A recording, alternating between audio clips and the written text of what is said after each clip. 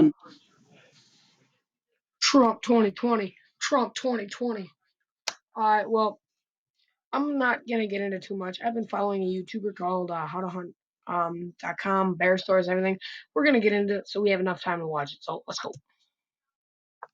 Yeah, I've definitely got I'm a lot more bear reacting. stories, some I'm reacting to this. good grizzly bear stories.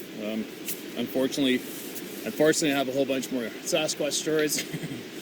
But anyway, here is Sasquatch. a goofy bear story. And you know, for some of you people that are new to my channel and you're kind of dumbfounded or surprised or wonder how somebody could have so many stories, once again, just so you guys know, while the majority of you went and pursued, you know, a better education, stayed in school for years, created a career for yourself, which is probably in the city, or a lot of you people got married, started making babies, and working full-time.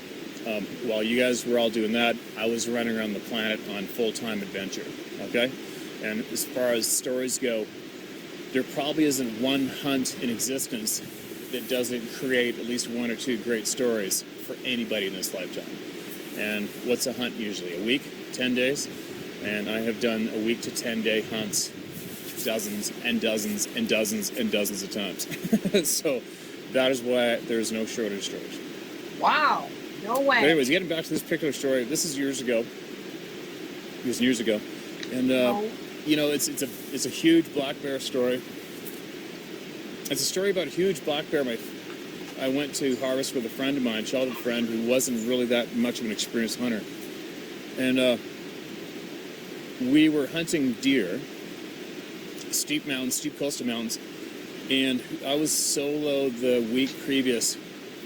Yeah, I think it was about a week previous I was solo, and I spotted this big bear on the next mountain over. Big bear. And I watched him. And he's in a big berry patch. Boy. And I watched him as I was hunting, kept tabs on, kept watching him. And he was meandering through those blackberry bushes and working throughout the mountain. And then he came to an old deactivated logging road that went, you know, cut across the base of the mountain. And there's a big log that had fallen down across, you know, from the high side of the road, which was a big sheer blasted out rock face. And a big tree had fallen down onto the road. And it acted almost like a ladder for the bridge. It acted almost like a ladder or a bridge for the bear, because when he finally got up to that edge, I watched him walk along the edge of the road, and then he climbed up on top of that log, and he went straight up the log, over top of that rock face, and up into the timber. He disappeared. Yeah, they do that a lot. So a week later, so I told a buddy about this bear. I said, "Hey, you want to shoot a big bear?" And he's all stoked. He says, "Yeah, I want a big bear. Let's go." Okay, let's go.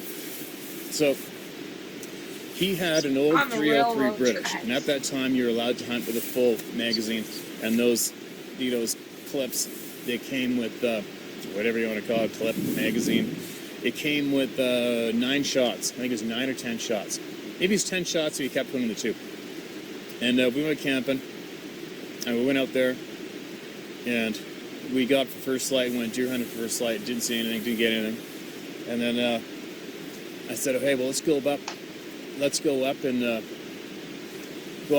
find a way to that crossing logging road, and we'll hike along the logging road until I could find where that log's falling over the top, that bridge that the bear used, you know, a week previous, and we'll sit there and we'll wait." Because it was so steep, you couldn't see over the edge very far.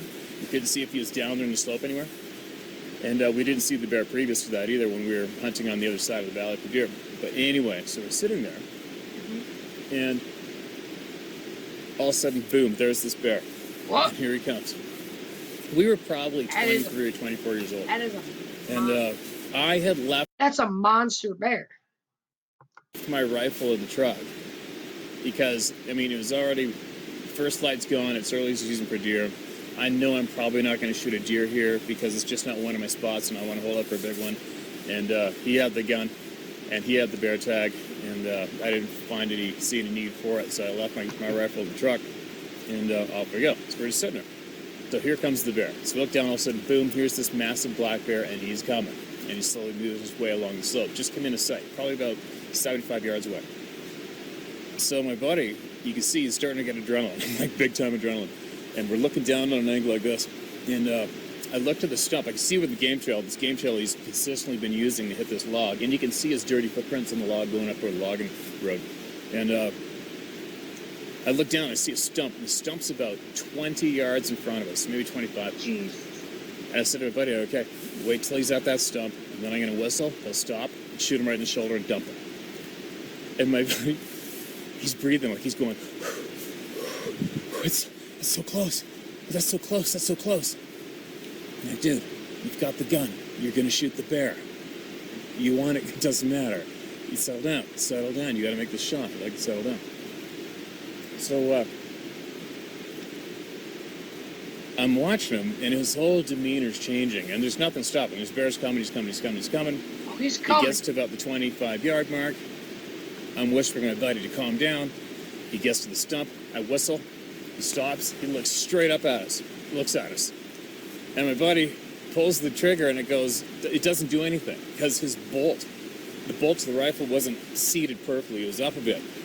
And he almost made a bit of a panicking, like this. And the bear kept coming. He just stopped for a minute, looked up, and he starts coming straight at us. So I looked over, I go, your bolt's up, close your bolt. So he closes the bolt, puts the gun up, pulls the trigger, boom! And the bear starts running, full speed, coming straight uphill at us, full speed. Jeez. My buddy gets up, starts screaming, shoot it in the head, and throws the gun in the air, basically throws the gun in the air towards me. I grab the gun, he's running, screaming, shoot him in the head, shoot him in the head. Everything goes into slow motion. The bear is on full sprint, coming full sprint, right up the trail. I'm right in the middle of it. I got this stupid .303 British right-handed gun. I shoot left. I swear, if you were somebody anywhere else in the valley listening to this, it probably sounded like a machine gun going off. I was working that bolt so fast it was stupid. And I was pounding that frickin' big black bear in the chest, all over the place. And he finally stopped about, I don't know, maybe 5 yards away from me. And he stopped, he's like, like this. And there was one shot left, and I drilled him in the base of the neck and dumped him. And he was so close, you could see smoke from the muzzle blast. Smoke was wisping up out of his fur. I'm like, oh my God. And then it's funny when you're younger and you're not that experienced with these kind of incidents, after you have such a surge of adrenaline. That's all we're going through right now. But, it's not crazy. Like, and we're going to talk a little bit about why have we been gone so long? There's no excuses. But, my grandma and my grandfather passed away in the past couple of weeks here. Past few weeks. Week before school was grandpa. Week or two before school was grandpa. And last week, yeah, Tuesday, grandma. So, and there's football and everything. So, I know it's been like a week. Did I just say a week? Maybe a week times 4. It's been 4 weeks. I'm gonna upload this.